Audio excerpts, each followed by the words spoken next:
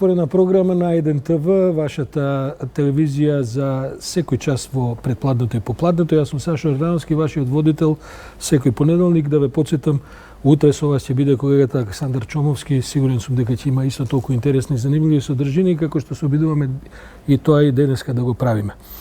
Следниот разговор е разговор со човек со кој што нема потреба премногу долго да го представувам на македонската јавност, бидејќи во македонскиот јавен живот е речиси последните 3-40 години. Петар Гошев, добар ден во 1 ТВ, бивши пратеник, министер, политичар, лидер на партии, синдикален работник на почетоците на кариерата, законечно и гувернер на Народната банка. Веднаш да кажам, имаме поздрави од Оливера Трајковска, колешката, која требаше да биде со нас овдека, една дама ќе ни фали. Меѓутоа, Оливера закачила настинка и така ви ова време со вирусите. Да и помине што побргу. Да и помине што побргу, така е. Господин Гошев, ве нема одамна во јавноста, со месеци би се рекол, сте биле во септември, ми рековте некдека на некој од телевизиите во Македонија, меѓутоа во суштина нема да ве чуеме да се произнесете за овие важни историски настани низ кои што помина Македонија. Има причина за тоа или е просто некаква прилика која не се укажала? Па мислам дека ми имаше многу пред изборите. Може би повеќе отколку што треба во позицијата во која што се наоѓав. Јас се изјаснив за овие прашања и писмено и усмено. Напишав една колумна за договорот со Грција, да се знае мојот став на порталот Фокус. А исто така зборував и во интервју на 8 септември. Кажете ми, како гледате на развојот на настаните од септември до денеска? Како ви се чини, каде отиде македонската историја во меѓувреме? Денеска сме сведоци на отварање на расправа за евентуална промена на уставот во Македонското собрание, а се изнагледавме разни возбуди за да стигнеме до овдека. Нема ништо ново во нашата политика. Методологијата е иста. Постојано се копаат ровови. Нема поместување и овие напори кои што се на новата влада за поместување велат многу трудно, многу тешко заради големите обструкции и неразбирањето на моментот во кој што ние се наоѓаме. А ово е момент кога може Македонија да исчекори и да си даде себе си нова шанса. Се согласувате дека е историска прилика? Апсолутно е историска приликата, иако ништо во историјата не се гарантира со било што, затоа што промените се постојани, не зависат од микро субјект на светската цена или од прашинка, како што е Република Македонија, затоа што ние сме главно абсорбери на шоковите кои што ги произведува светот, глобализацијата, големите играчи на светската сцена, и ние треба со многу ум да ги поминеме сцилите и харибдите, не да се кочопереме со мускули, со библиски нации, со снага, со војски, со Бидејќи ги немаме, меѓу другото. Затоа што суверенитетот на една држава стои на троногалката, која што е составена од армија, од економија, од култура. И сега ние ако направиме анализа на оваа троногалка, ќе видиме све ние лабаво, сакато, разнишено. Со армија не можеме да браниме ние суверенитет, ако не сме во некој безбедносен систем, чадор, тоа нам ни се нуди сега. Економијата ни е ужасна, затоа што постојано произведува вишок луѓе. На сите сегменти имаме дефицити. Во тој поглед, единствен суфицит е производството на вишок луѓе, кој што се манифестира преку перманентното исселување на луѓе од земјата кои што не можат да најдат работа. И тоа се забрзува наместо да се успори. Така што многу ни е климава таа ногалка наречена суверенитет на Република Македонија, во која што се колнат и извикуваат разни пароли, разни демагогии. Третата ногалка? Третата, културата, ни е исто така тенка ногалка заради тоа што не сме ние тоа што мислиме. Туку ние сме тоа како другиот нас не перцепира и не прифаќа. Затоа што идентитетот постои во однос на другиот, не во однос на самиот себе си. Како комшиите не доживуваат? Не оспоруваат продолжено. Без оглед на овие договори, кои што се обид за решавање на таа загадка. Внатре во земјата се истоварија тези кои што го подкопуваат вистинскиот идентитет во Република Македонија. И таа авантура, која што 11 години ја практикуваше претходната власт, всушност уште повеќе ја подкопа и оваа ногалка. И заради тоа, едноставно, на било кој од овие полиња ние сме тенки. И сега имаме прилика да зацврстиме нешто од оваа троногалка на суверенитетот на Република Македонија. Се разбира, нема апсолутен суверенитет во меѓународните односи, нема ни за големи држави, не за Република Македонија, бидејќи тоа се споделува, таа безбедност. Никој не може да биде изолиран остров со другите. И таа прилика сега постои опасност да ја испуштиме. А ние треба да мрднеме од ова место. Да мрднеме во стилот на, ми се чини дека е добар пример, јунакот од еден расказ на Кафка. Има збирка раскази, Кафка една, во неа има еден расказ со наслов Заминување, Дипаче. Господарот му вели на слугата, припреми ја кучијата, ќе одиме. И ја припрема, се качува. Господарот, слугата му вели, каде? Заминувај од овде. Каде било? Каде било? Не, заминувај од овде. А тој вика, каде? Каде било? Затоа што тоа ми е целта. А значи вие ја знаете вашата цел. Да, ви реков, мојата цел е да заминам од овде. Ние сме во таа ситуација.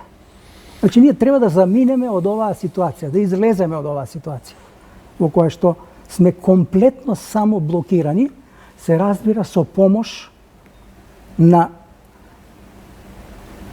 комшии, со помош и на непринципелни политики, со политики кои што се прокламираат како светски вредности или европски вредности, кои што де факто не се, затоа што многу од ова има решенија кои што се решенија на нови проблеми со стари методи, кои што покасно може да се покажат.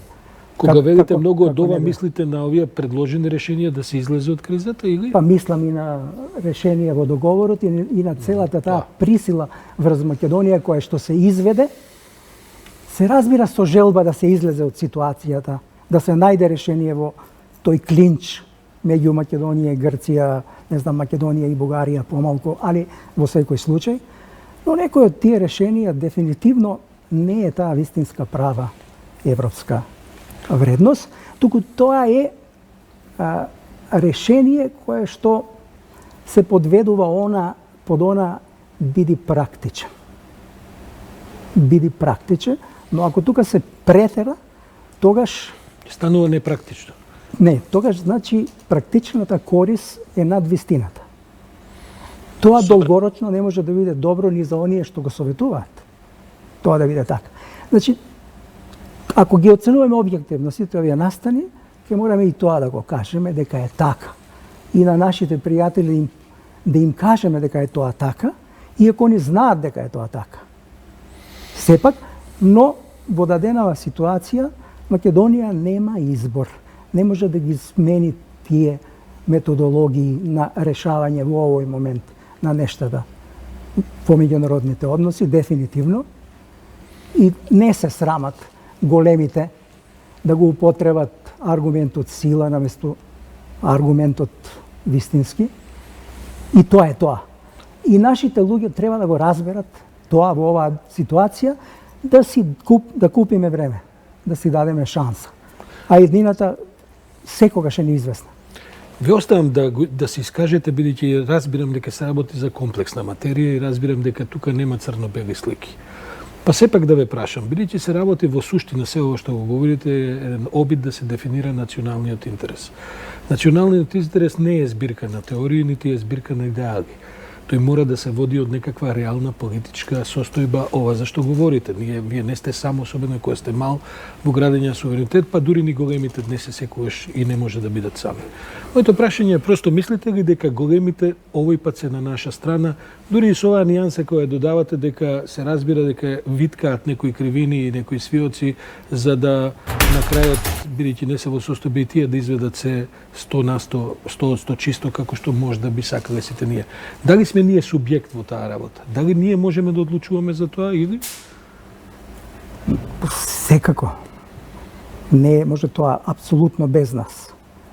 Затоа што исходите би биле и полоши. Успеваме ли тоа да го препознаеме? Или помалку долу. Успеваме ли тоа да го препознаеме? Дека сме субјект, дека можеме да одлучиме до едно дело. Констелацијата на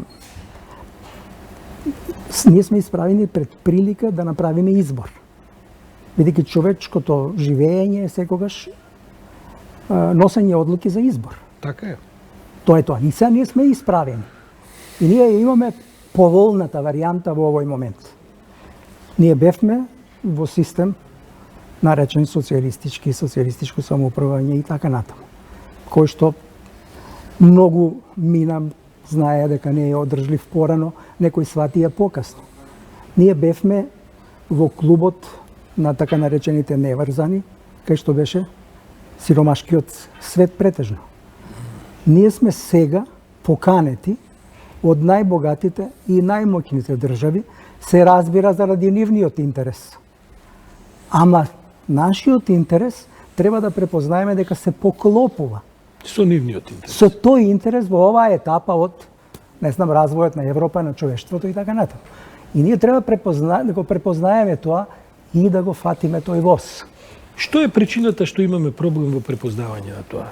Ја не велам дека тој проблем го имаат сите, меѓутоа реално во Македонија и во вакви прилики кога човек може и да се надева дека што се вели некој гол ќе дадеме и на празен гол, особено кога ќе ни го тргнат голманот, ние тие прилики ги проблематизираме. Што е причината? Основната причина е мангупските политики кои што се водат континуирано. Реакции на дневни настани, а не производство на дневни настани од страна на водечките луѓе во Република Македонија. Скудно знаење, многу скудно образование на луѓето што ја водеа Македонија целиот овој период или што имаа најголемо влијание во кој правец треба да се движи државата, со некои ретки исклучоци, но доминира ово другото. Скудно знаење и склоност кон лага, кон манипулација, кон интрига. Значи лошо образование со лош карактер. Тоа е клучот зашто ние се најдовме во оваа ситуација.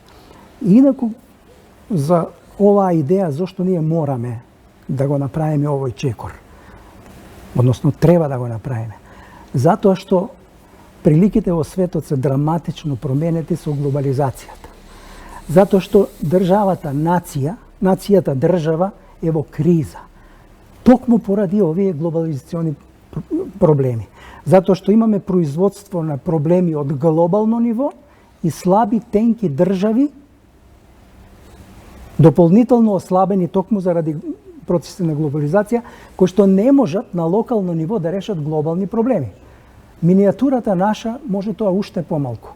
А јас ќе ви кажам дека и Европа е мала во споредба со глобалните предизвици. Зошто е мала? Затоа што 510 милиона жители се 6,9, само 6,9% од светското население. Ако ја исклучиме Британија, која што излегува, е пред донесување на дефинитивна одлука, се сведува Европа на едва околу 6 или помалку од 6. него пресметав процентот. Тоа е трошка во споредба со она што може да ни се случи. Озбилни центри аналитички, think tankovi, прогнозираат дека во наредните 4 децении ќе има миграции во обем од најмалку 1 милијарда луѓе. Тој вид на миграции Орбановата жица нема да ги попречи. Македонија нема да ги попречи со овие патриотски гради кои што се нудат на браникот на Република Македонија. Сама Европа не може да ги реши целата комплетно што е. Значи, капацитетот во вакви движења глобални е мал на Европа како здружена, да не говорам поединечно. И ние треба да се приклониме кон тоа. Треба што поврзо да се приклониме кон тоа, затоа што ние сами нема да ја обезбедиме нашата сигурност и иднина. Добро. Мислам дека е доволен еден, како да ви кажем, да не речам теориски, меѓутоа еден мислен бекграунд на се тоа што сега ни се случува. Сега е прост изборот. Најверојатно во собранието нема да се собере доволно мнозинство за да се оствари условот од Преспанскиот договор, а тоа е промена на уставот. Најверојатно потоа, најверојатно иако и тоа дури не е сигурно, ќе се оди на избори. Што ќе значи според вас таа перспектива за Македонија? Кои се предизвиците во таков вид на решение? Ќе можеме ли да излеземе од тоа потоа во зависност од прогнозите? Јас уште не можам да кажам од ова што однадвор го гледам, дека ќе пропадне целосно овој обид. Се уште не можам да кажам, затоа што од информациите што ги ловам од штабовите на двете партии, и двете партии не говорат доволно искрено.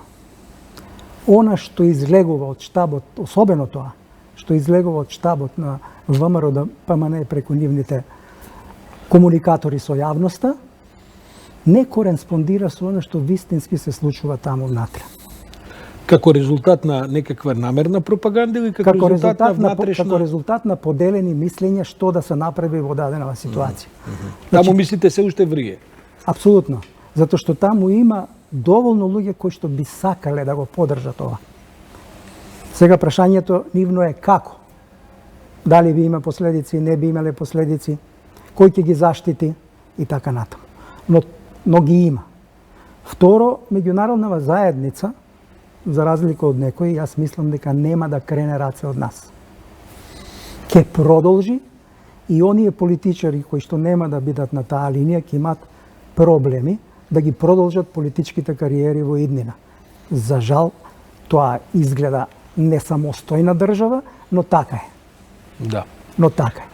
Значи, тие нема да се откажат од нас, бидејќи... Имаат своји интереси, за кои што говоревте претходно. Тоа е секогаш така, но моментот сега е таков што можеме од авион да видиме колку се заострени конфронтациите над преворот Америка, Русија, Кина, Европска Унија во сето тоа.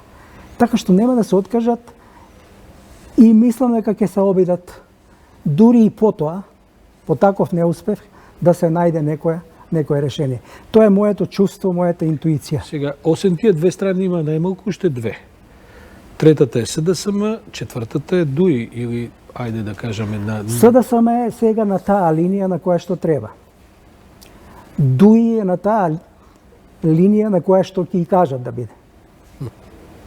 Затоа што знаеме се што има, речиси за секого, особено за јавните личности во Република Македонија. Значи, таму нема да има скршнување од оваа ориентација. Кај две партии. Сега е проблем оваа страна. Демагозите и криминалците. Да се совладаат. Јас не гледам во врвот на партијата дека има какво било ретерирање или обид да се биде двосмислен. Мицковски во сите своји настапи досега само ја затврдува и ја прави се по-хистерична позицијата. Тоа не кореспондира со она што еден дел од нив би сакале да се случи.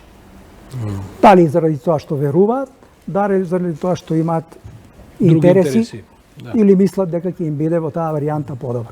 Па сепак, доколку на крајот на криштата не излезе ништо со ова нивно охрабрување и така, ќе треба да се оди на избори. Или можеби не мора да се оди на избори.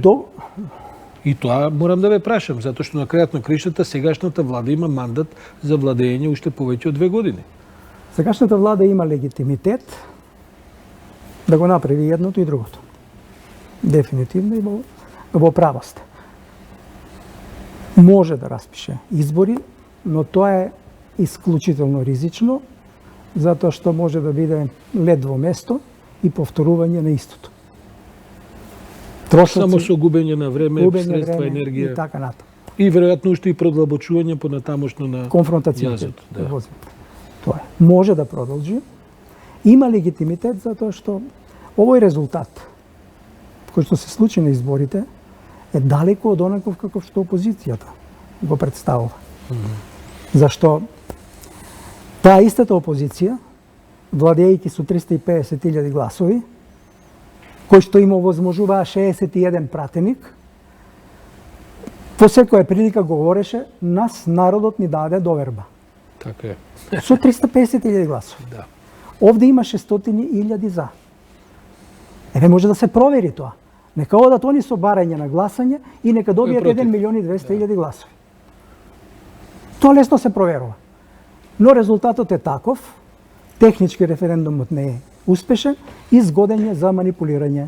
За демагогија. За демагогија и тие тоа го прават сега на штета на сопствената држава која што ете многу ја сакаат од дното на душата.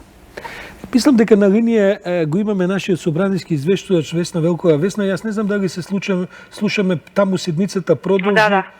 Што се случуваше попладнево? Мислам дека има едно бележито излагање на професорот Ферид Мухич, пратеникот. Така, значи независниот пратеник Ферид Мухич пред околу 40 минути рече дека всушност владата има легитимитет за да води преговори околу уставот и името.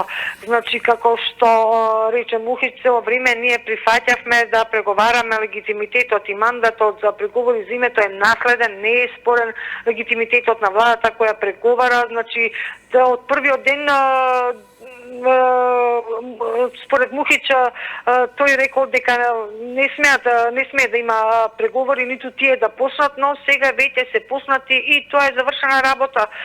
Тоа е ставот на Мухич, но за него попосле да подсетиме дека во теке 61-та седница со единствена точка на дневниот ред измени на уставот, тече дебатата, пред малку зборуваше Невенка Стаменковска од ВМРО ДПМН. Опозицијата очекувано е против уставните измени договорот со Грција, за нив договорот е ништовен. Од друга страна власта со став дека нема друга опција за еднината на Македонија. Инаку на почетокот веднаш владиниот предлог го образложи премиерот Зоран Заев. Весна, ако ми дозволиш, бидејќи цел ден ги следиме тие настани, ги знаеме и настапите на Заев и реакциите и така натаму. Јас ќе си дозволам, благодарам за известувањето од парламентот. Господин Гошев, сте били пратеник. Сега некако се чини дека еден голем историски товар е истоварен врз грбовите, врз рамењата на пратениците во парламентот. Препознавате ли таму доволен, сега да изберам термин за да не биде ни навредлив, ни ненавредлив, значи доволен капацитет за проценка на оваа важноста на оваа историска ситуација, а потоа и доволен интегритет за да се постапи според сопственото мислење? Ако не се подготвени да носат товар, нека си поднесат оставки, нека си одат дома. Зошто да ги јадат бадијала парите на народот? Тоа е број 1. Број 2. После првиот парламент, приказката со некакви вистински или близко до вистински членови на парламентот, кои што можеа да одлучат самостојно и одлучуваа онака како што мислеа, заврши во Македонија. Од тогаш до сега ние немаме парламент. Имаме макети. Да. Имаме макети кои што креваат раце на секоја наредба на нивните партиски лидери. Тоа е страшно. Да. А страшно е и тоа што оваа опозиција, која што наводно го остава минатото, иако не се дистанцира од криминалот, достоинствениот нов лидер кој што го учил син му на достоинство, не излезе ниту еднаш да му покаже и на синот и на сите што е достоинство. А достоинство е да се огради од криминалците во партијата, да излезе од онаа криминално заработена палата, да оди на друго место. Тоа е достоинство и тоа е пример за неговиот син и за сите наши синови и внуци и внуки. Значи тоа не го прави. Второ, таму обновата не е направена. Мислите во партијата? Во ВМРО? Не, има нови членови. Но, јас не знам во тие дали воопшто има некој што не бил делегат на Конгресот на ВМРО ДПМН, кога по објавените бомби го одржаа во Куманово и кога на тајно гласање 500-0 беше резултатот За Груевски. за Груевски. Тоа значи на тие луѓе ништо не им пречи ако имаат некое ковче за глодање. Значи нема обнова. Од таа бела палата се јавува колегата Владко Чаловски, каде што пред известно време, пред 15 на 20 минути, мислам дека Владко, дали се слушаме, мислам дека имаше пресконференција на ВМРО ДПМН. Да, ордановски пресконференција на Игор Јанушев, кој што е генерален секретар на ВМРО ДПМН, и пред да кажам што всушност Јанушев соопшти на својата пресконференција, морам да кажам дека иако конференцијата беше закажана во 16 часот, започна во 16:50. Па добро сте ги дочекале, мислам, имаше времења кога си заминувавме на такви доцнења. Така, она што Јанушев на својата пресконференција рече дека ВМРО ДПМН уште од самиот старт тврди дека случајот 27 април бил политички фабрикуван случај кој што бил без докази, а бил наменет за политички притисоци, односно за пазар на власта. Јанушев потенцираше дека тие 50 на луѓе кои што се теретат од случајот 27 април биле политички прогон на премиерот Заев за да тргува за нивната слобода за поддршка за договорот со Грција. Така обвинува Јанушев.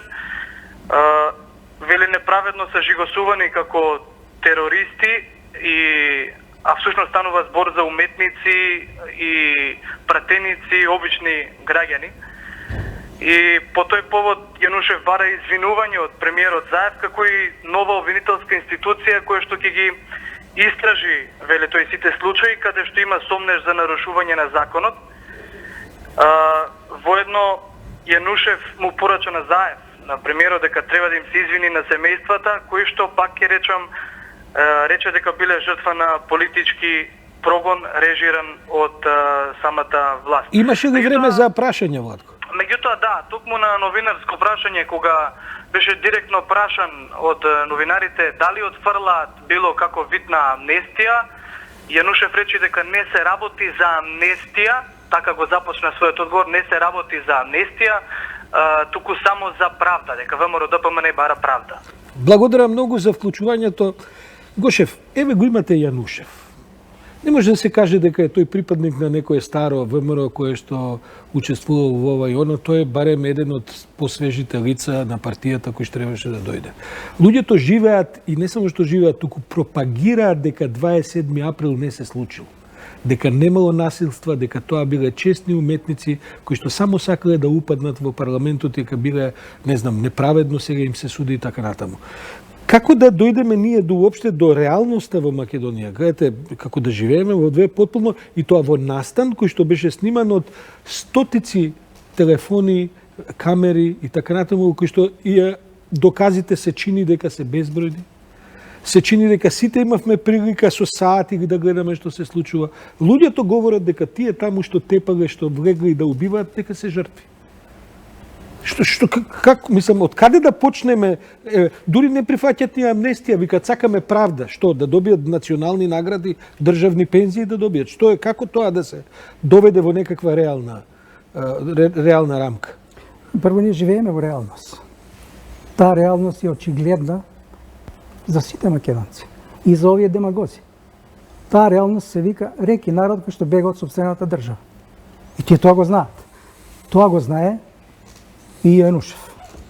Живее во тој свет комплетно, но тој е почетник во политиката и очигледно многу работи не ги разбира. А истовремено, мојот впечаток е глуми наивност, затоа што не е он толку неинтелигентен, бидејќи се покажува дека е успешен во стопанството, да не знае кој што правил во таа партија и кон кого он се приклучува и какви принципи он треба да брани. Таман работа, предпоставувам дека толку не е Значи, наивен ако тоа зборот што сакаме да го потребаме. Значи, тоа е демагогија. Друго, преку овие соопштенија, тие упорно се борат да не излезе пред јавноста дека Заев ги помилувал со некои евентуално механизми кои што можат да се истуркаат преку парламентот и така натаму, или преку она нивна кукла што ја имаат наречена председател на Република Македонија, туку да си формираат собствено повторно судство, комплетно нивно, какво што го има, и тоа судство наводно да биде праведното судство што ќе ги покрие, ќе ги замачка, нема да ги примени законите на Република Македонија во врска со нивните криминали. Повторно е таа една очигледна демагошка игра за секој барем што малку следи и малку разбира. Се чини дека изјавата на Заев денеска во собранието не беше баш вешто составена. Моите извори ми велат дека за таа изјава тој имал поддршка, како што ми велат и од Брисел и од Вашингтон. Ја на крајот и не разбрав што точно понуди Заев, бидејќи сега до објаснувањата велат дека не се работи за понуда за амнестија, туку за некаков етички однос кон не знам, некакви православни и така натаму доброчинителства и така натаму. Как имате прилика да ја видите изјавата? Тоа слушнав изјава. Како ја толкувате вие таа изјава? Ја разбирам како што не треба. Да ја разбирам. И ја разбирам така како што мислам дека не треба да се случи во Македонија, затоа што Македонија треба да се пресмета со криминалот и криминалците. Ако не го стори тоа постојано ќе се повторува и по телевизиите ќе шетаат криминалци, како што некои шетаат, а не одговарале, и ги ни кажуваат повторно како треба да ги уредиме односите во Република Македонија, а тие никогаш нема да се уредат. Со тој менталитет, со таа технологија. Тој што направил треба да замине, треба да се победат тие луѓе кои што заслужуваат да бидат победени. Тоа е мојот поглед. Некому повторно може да му изгледа непрагматичен. Ама јас, бидејќи сакам да бидам човечко суштество, не робот, а човечките суштества имаат и разум, не само инстинкти, не може да се исклучат ни едното ни другото, и сакам да действувам во согласно со некакви принципи и вредносни критериуми. И затоа ќе ги држам тие ставови, независно тоа кој како го квалификува. Тие луѓе треба да бидат победени. И многу ми е јасно дека изворите што ги соопштувате се можни, бидејќи тие бараат прагматични решенија. Ако не си доволно практичен, ај биди уште малку практичен. Ако не е и тоа доволно, ај биди уште малку практичен. Имате и лични искуства и заради функцијата последна што извршувате од контактите со председателот Иванов. Нели ви се чини дека малку се потцени човекот, дека како да кажем, особено дека тој заправо игра поважна улога отколку што во јавноста, критичката јавност кон него му се припишува. Гледам дека и вие пред малку така во една полуреченица го малтене го како да кажем, го квалификувавте како не многу важен. Да не се потцени неговата улога во целата оваа работа? Не, јас сум немал комуникации со него. Речи си воопшто. Мислам да не сте имале откако е на функцијата. А пред тоа, ако сме се сретнале некаде случајно. Инаку доволно. Да не сте биле како гувернери така во прилики да се среќавате. Никош не покажал потреба да биде информиран за нешто од оваа област за кое што јас бев одговорен, што би му помогнало евентуално во разговорите со Па сепак, која е вашата политичка оценка за него? Мојата политичка оценка е дека тој за добро не го бидува, али за лошо се покаже дека го бидува. Имајќи ја функцијата и ингеренциите такви какви што се на таа функција. Но од мојата политичка кариера разбрав, јас не се придржував секогаш на тоа, не ги подценувајте медиокритетите. Особено амбициозните медиокритети. Апсолутно. Затоа што тие можат да се здружат и да упропастат најголем ум и најумни работи во општеството. Така е, како беше на што еден ќе расипа, после 100 паметни не може да го поправат. Господин Пера Гошев, благодарам за ова гостување. Мислам дека имавме време да надополниме некои празнини за оние на кои што им недостасувавте во изминатите месеци. Се надам дека и почесто ќе ве гледаме, бидејќи вашиот збор има тежина и има аналитичката проценка, има своја улога во креирањето на јавното мислење. Благодарам уште еднаш. Ви благодарам за поканата. А вам, почитувани гледачи, ви препорачувам да останете со нас за оние кои што сакат да се повезат со Драган Вучич. Сега е вистичкиот момент. Се гледаме повторно со мене, после информативните, после дневникот во 20 часот, во 21 часот со темата на денот, а таа ќе биде каде оди високото образование во Македонија.